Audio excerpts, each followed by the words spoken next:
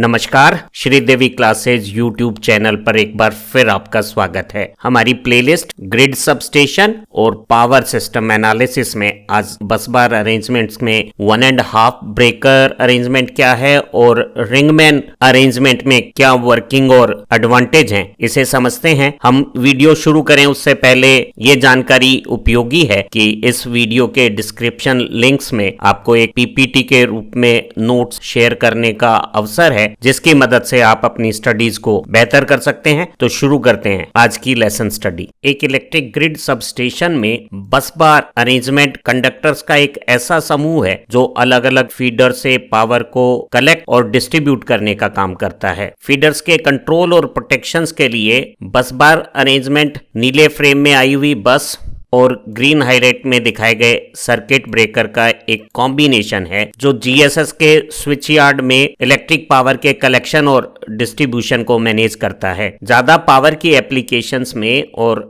Outdoor switch yards में corrosion protections के लिए एल्युमिनियम की होलो ट्यूबुलर बस बार्स का ज्यादा इस्तेमाल होता है। ऐसी ट्यूबुलर बस बार्स में कोरोना और इलेक्ट्रोस्टैटिक फील्ड्स की परफॉर्मेंस बेटर होती हैं। इनमें हीट डेसिपेशन का सरफेस एरिया ज्यादा है, स्टिफनेस बेहतर है, इसलिए लंबे स्पान में कम पोस्ट इंसुलेटर के साथ इनका इरेक्शन किया जा सकता है। एक जीएसएस में बस बार का अरेंजमेंट वो सिंगल बस बार है या सिंगल बस बार के बीच में इस तरह के सेक्शनलाइजेशन है, या डबल बस बार बस कपलर के साथ है, या डबल बस बार के साथ डबल सर्किट ब्रेकर हर फीडर में हम लगा रहे हैं, या 1.5 सर्किट ब्रेकर या रिंगमैन प्रकार का अरेंजमेंट है, वो तय करता है हमारे सारे सबस्टेशन की डिजाइन को, अलग अलग इक्विपमेंट्स की लोकेशंस को, और हमारे जीएसएस में नॉर्मल ऑपरेटिंग कंडीशंस में, इमरजेंसी फॉल्ट कंडीशंस में, या फॉल्ट के बाद क्लियरेंस की कंडीशंस में हम किस तरह से ऑपरेशन या मेंटेनेंस करेंगे। और जीएसएस की जो टोटल कॉस्ट है वो भी बस बार के अरेंजमेंट पे निर्भर करती है। जीएसएस के लिए 1.5 ब्रेकर के साथ बस बार का अरेंजमेंट एक बेहतरीन विकल्प है, जिसमें दो बस बार के बीच में दो सर्किट्स के लिए हम 3 सर्किट ब्रेकर का प्रयोग करते हैं। अर्थात 2 सर्किट पे 3 सर्किट ब्रेकर या हर सर्किट पे 1.5 सर्किट ब्रेकर का प्रयोग हो रहा है। यहाँ 2 सर्किट ब्रेकर के साथ 2 बसेस से जुड़े हुए हैं और जो तीसरा बीच का सर्किट ब्रेकर है वो दोनों सर्किट्स के बीच में शेयर किया जा रहा है और इसे दोनों तरफ से सप्लाई दी जा रही है। हर सर्किट ब्रेकर के दोनों तरफ 2 आइसोलेटर का इस्तेमाल किया गया है और आइसोलेटर के साथ ग्रीन हाईलाइट में दिखाए गए अर्थ स्विच का भी प्रयोग किया गया है। नीले फ्रेम में दिखाए गए सर्किट ब्रेकर के दोनों तरफ पीली हाईलाइट में दिखाए गए आइसोलेटर्स सर्किट ब्रेकर को मेंटेनेंस के दौरान फिजिकल आइसोलेशन देंगे और मेंटेनेंस के दौरान ग्रीन हाईलाइट में दिखाए गए अर्थ स्विच की मदद से हम सर्किट ब्रेकर के कंपोनेंट को इफेक्टिवली अर्थ करके सेफ्टी को इंश्योर कर सकते हैं। जब हम आइसोलेटर को ओपन करते हैं तो सर्किट ब्रेकर के दोनों तरफ के अर्थ स्विच को क्लोज किया जा सकता है। मेन बस 1 और मेन बस 2 के बीच में 3 सर्किट ब्रेकर की ये जो विशेष श्रृंखला है वो 1.5 ब्रेकर स्कीम में डायगोनल कहलाती है और यहाँ 2 डायगोनल हरी हाईलाइट में हमने डायगोनल 1 और डायगोनल 2 दिखाए गए हैं। इस 1.5 सर्किट ब्रेकर अरेंजमेंट में किसी फीडर को 2 सर्किट ब्रेकर के बीच में जोड़ा जाता है। जैसे फीडर 1 को हमने डायगोनल 2 में सर्किट ब्रेकर ए और सर्किट ब्रेकर सी के बीच में जोड़ा है, इसी तरह से फीडर 2 को सर्किट ब्रेकर 2 और सर्किट ब्रेकर सी के बीच में यहाँ जोड़ा हुआ है। इस अरेंजमेंट में 2 फीडर के कंट्रोल और प्रोटेक्शन के लिए 3 सर्किट ब्रेकर का प्रयोग हुआ है। तो हम कह सकते हैं कि ये 3/2 या 1.5 सर्किट ब्रेकर स्कीम है। इस स्कीम में अगर किसी बस के जोन में फॉल्ट आ जाती है तो बस के साथ जो एसोसिएट यहाँ सर्किट ब्रेकर ए है वो ओपन होकर फॉल्टी सेक्शंस को आइसोलेट कर देंगे और हमारे सारे फीडर्स की सप्लाई दूसरी बस से बिना इंटरप्शन के कंटिन्यूअस बनी रहेगी। इसी तरह से हम किसी भी सर्किट ब्रेकर को मेंटेनेंस के लिए आइसोलेटर की मदद से सेपरेट कर सकते हैं और किसी भी फीडर की सप्लाई बाधित प्रभावित नहीं होगी, क्योंकि फीडर में लोड का ट्रांसफर सर्किट ब्रेकर के मार्फत होता है। लोड की स्थितियों में भी हम आसानी से डिजायर्ड कंट्रोल और ऑपरेशन कर सकते हैं। कल्पना करें कि दोनों बस के बीच में जो 2 नंबर डायगोनल है उसमें ब्रेकर ए और सी के बीच में जुड़े हुए इस फीडर 1 में कोई फॉल्ट आ गई है, तो पावर सिस्टम की प्रोटेक्शन स्कीम सर्किट ब्रेकर ए और सर्किट ब्रेकर सी की मदद से इस फीडर को दोनों बस की सप्लाई से आइसोलेट कर देगी और पीएलसीसी की मदद से हम रिमोट स्टेशन ऑपरेशन से इस फीडर 1 का जो दूसरा पड़ोसी जीएसएस कनेक्शन है वहां से आइसोलेशन करवा देंगे। हालांकि मेजेंटा हाइलाइट के सर्किट ब्रेकर ए और सी ने फीडर 1 को आइसोलेट किया है, लेकिन फीडर 2 जो यहाँ शान हाइलाइट में हमने दिखाया है उसकी सप्लाई दूसरी बस और सर्किट ब्रेकर 2 के मदद से कंटिन्यूअस बनी रहेगी, तो फीडर 1 की फॉल्ट को क्लियर करते समय फीडर 2 की सप्लाई बाधित नहीं होगी। इस प्रकार हम 1.5 सर्किट ब्रेकर की स्कीम से हमारे पावर सिस्टम की रिलायबिलिटी और सिक्योरिटी को इंक्रीज कर सकते हैं। कल्पना करें कि हमें इस सर्किट ब्रेकर 2 जो डायगोनल 2 में लगा हुआ है इसमें ऑपरेशन के दौरान किसी रूटीन मेंटेनेंस को करना है, तो हम इसे ट्रिप और ओपन करके इसके दोनों आइसोलेटर से फिजिकल सेपरेशंस कर लेंगे और अर्थ स्विच की मदद से इसे ग्राउंड कर देंगे। इस प्रक्रिया के दौरान फीडर 2 और फीडर 1 की सप्लाई मेन बस 1 से जारी रहेगी और किसी भी प्रकार के फीडर में पावर इंटरप्शन नहीं होगा, क्योंकि फीडर 2 को भी सर्किट ब्रेकर ए और सर्किट ब्रेकर सी की मदद से मेन बस 1 से सप्लाई मिलती रहेगी। हमने 1.5 सर्किट ब्रेकर अरेंजमेंट को समझा है, इसके सारे एडवांटेजेस को समराइज करते हैं। 1.5 सर्किट ब्रेकर अरेंजमेंट किसी भी फीडर की पावर सप्लाई के बारे में हमें बहुत ज्यादा रिलायबिलिटी और सिक्योरिटी प्रोवाइड करता है। ये उन सभी स्विच यार्ड के लिए बहुत ज्यादा सुटेबल बस बार अरेंजमेंट है जहां हमें हर सर्किट में बहुत ज्यादा पावर हैंडल करनी है और एक ही जीएसएस में बहुत सारे फीडर्स के सर्किट्स भी कनेक्ट करने हैं। किसी जीएसएस में 2 मेन बस और 1 ट्रांसफर बस की तुलना में अगर 2 बस और 1.5 सर्किट ब्रेकर वाले इस अरेंजमेंट को देखें तो इस 1.5 सर्किट ब्रेकर वाले अरेंजमेंट में जीएसएस में जो फ्लोर एरिया की रिक्वायरमेंट है वो कम है। ब्रेकर की संख्या कम होने के कारण एक डबल बस और डबल सर्किट ब्रेकर अरेंजमेंट की तुलना में 1.5 सर्किट ब्रेकर अरेंजमेंट की कॉस्ट कम है। हम इस 1.5 सर्किट ब्रेकर अरेंजमेंट में किसी भी बस को मेंटेनेंस में ले जाते समय दूसरी बस से सारे फीडर्स की सप्लाई को कंटिन्यूअस मेंटेन कर सकते हैं, तो बिना इंटरप्शन के हम किसी भी बस बार जोन की मेंटेनेंस कर सकते हैं। एक ही साथ हम एक से ज्यादा सर्किट ब्रेकर की भी मेंटेनेंस को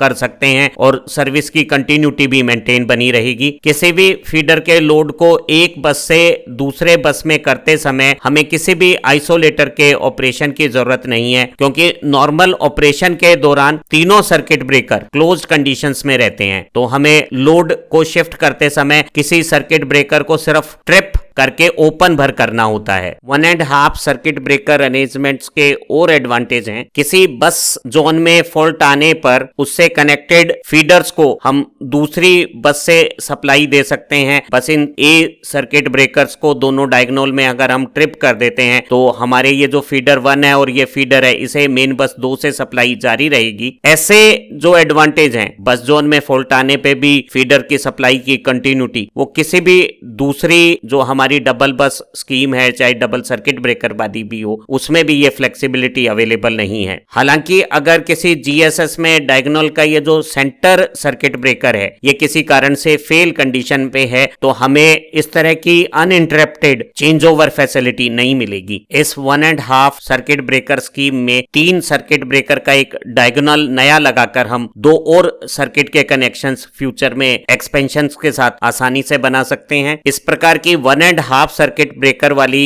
बस बार अरेंजमेंट उन ग्रिड सबस्टेशंस के लिए बहुत सुटेबल है जहां 2 फीडर की फिजिकल ओरिएंटेशंस यहां चित्रानुसार जैसे दिखाया हुआ है ऑपोजिट डायरेक्शंस में जा रही हो। 1.5 सर्किट ब्रेकर वाले इस बस बार अरेंजमेंट के कुछ डिसएडवांटेज भी हैं। अगर फीडर 1 में कोई फॉल्ट आ जाती है तो हमें एक साथ 2 सर्किट ब्रेकर ए और सी को ऑपरेट करना पड़ेगा। ये जो मिडल सर्किट ब्रेकर है उसे दोनों तरफ से फीड मिल रही है, तो हमारा जो प्रोटेक्शन स्कीम है वो थोड़ी कॉम्प्लिकेटेड हो जाती है। हमारे एडिशनल सर्किट ब्रेकर के कारण इस 1.5 ब्रेकर वाली बस बार अरेंजमेंट की कुछ कॉस्ट भी अधिक है और इसका जो कॉम्प्लेक्स प्रोटेक्शन अरेंजमेंट है वो भी इनकी कुछ लागत बढ़ा देता है। ज्यादा ब्रेकर की संख्या होने से कुछ मेंटेनेंस कॉस्ट भी ज्यादा है। अगर फीडर 1 में किसी फॉल्ट के दौरान ये जो मिडिल सर्किट ब्रेकर है इसका ऑपरेशन फेल हो जाता है तो बैकअप प्रोटेक्शन में जब हम सर्किट ब्रेकर बी की मदद से इस फीडर 1 को मेन बस 2 से आइसोलेट करते हैं तो हमारे फीडर 2 की सप्लाई भी बाधित हो सकती है। ऐसे बस बार अरेंजमेंट्स के दौरान हमें किसी भी फीडर को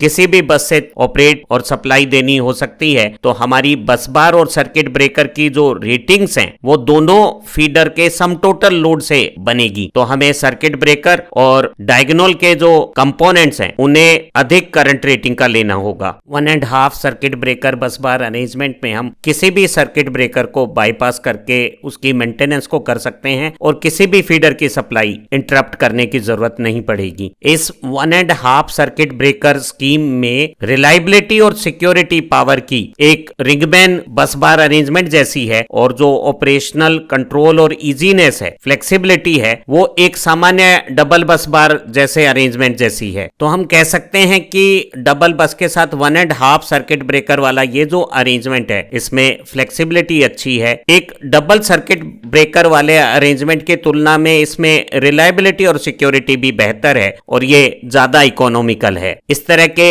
1.5 सर्किट ब्रेकर वाले अरेंजमेंट हम सारे एक्स्ट्रा हाई वोल्टेज के 400 केवी और 765 केवी के जीएसएस के लिए इस्तेमाल करते हैं जहां हमारी पर सर्किट में जो पावर हम हैंडल कर रहे हैं वो भी ज्यादा है और जीएसएस में इस प्रकार के नंबर ऑफ सर्किट्स भी संख्या में ज्यादा हैं। कम संख्या के इनकमर और आउटगोइंग फीडर्स वाले जीएसएस के लिए ये जो रिंगमैन अरेंजमेंट का जो बस बार सिस्टम है वो बहुत ज्यादा इकोनॉमिक और रिलायबल अरेंजमेंट है। रिंगमैन अरेंजमेंट में ग्रीन हाइलाइट्स में दिखाए गए सर्किट ब्रेकर इस पीली हाइलाइट के अनुसार एक रिंग बना लेते हैं और हर सर्किट ब्रेकर के दोनों तरफ आइसोलेटर का अरेंजमेंट है और 2 सर्किट ब्रेकर के बीच में हम फीडर्स के कनेक्शंस को चाहे वो इनकमर हो या आउटगोइंग हो करते हैं। इस प्रकार हर फीडर को हम दोनों तरफ से सप्लाई देने की प्रोविजंस प्रोवाइड कर सकते हैं। आमतौर पे हम सोर्स और लोड को क्रम से लगाते हैं ताकि किसी फॉल्ट क्लियरिंग कंडीशंस में या मेंटेनेंस के दौरान अगर हम किसी ब्रेकर को ओपन भी कर देते हैं तो सोर्स और लोड के बीच में एक बैलेंस कॉम्बिनेशन मेंटेन रखा जा सके, क्योंकि यहाँ number of circuit breaker single बस बार सिस्टम की भांति ही हर सर्किट के लिए मात्र एक है। तो ये एक बहुत इकोनॉमिक बस बार अरेंजमेंट है जिसमें रिलायबिलिटी और सिक्योरिटी भी पावर की काफी बेहतर है। रिंगमैन बस बार अरेंजमेंट की ऑपरेशनल फ्लेक्सिबिलिटी और रिलायबिलिटी बहुत अच्छी है। हर सर्किट की सप्लाई के 2 रास्ते हैं, तो हम किसी भी ब्रेकर को मेंटेनेंस के लिए अगर ओपन भी कर लेते हैं तो किसी भी सर्किट की सप्लाई बाधित नहीं होती है। अगर किसी सर्किट में कोई फॉल्ट आती है, जैसे ग्रीन हाईलाइट वाले इस फीडर में अगर फॉल्ट आ जाती है तो यहाँ दोनों पड़ोसी सर्किट ब्रेकर की मदद से इस फॉल्टी सेक्शन को हम आइसोलेट कर सकते हैं और पीएलसीसी से रिमोट कंट्रोल से इस फीडर के सेकंड एंड को भी आइसोलेट किया जा सकता है और आप देखेंगे कि केवल हमारा जो फॉल्टी सेक्शन है वो डिस्कनेक्ट हुआ है और बाकी सारे हेल्दी सेक्शन की सप्लाई अनइंटरप्टेड बिना बाधा के फॉल्ट क्लियरेंस के दौरान भी जारी रहती है। रिंगमैन अरेंजमेंट में अगर पहले से प्लानिंग अच्छी नहीं की गई है तो